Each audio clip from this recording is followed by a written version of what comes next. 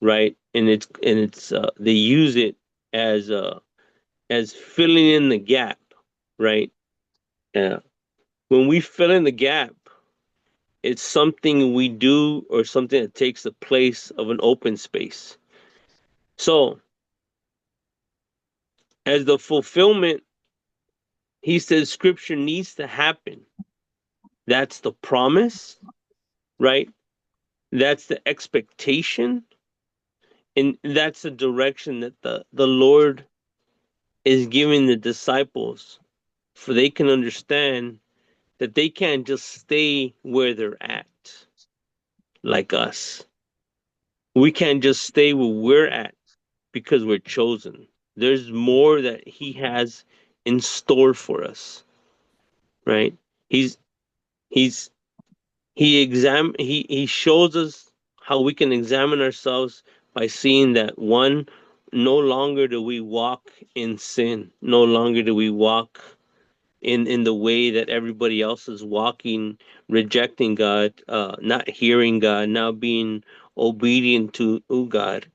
But now we're selected and chosen to walk with God, speak with God, and be with God. Just because God's leading us and He chose us and selected us, now He's taking us to a place of fullness. He's completing the task we're in. Our purpose is to fulfill what God has called us to do. And that's the promise. And that's where our hope is. Our hope is that that emptiness that we feel sometimes, or before Christ we had, is fulfilled with Christ, with Christ's direction, with Christ's words. Well, what the Lord has done in our life fills the gap that we may or may not still have, that we fill it with other things.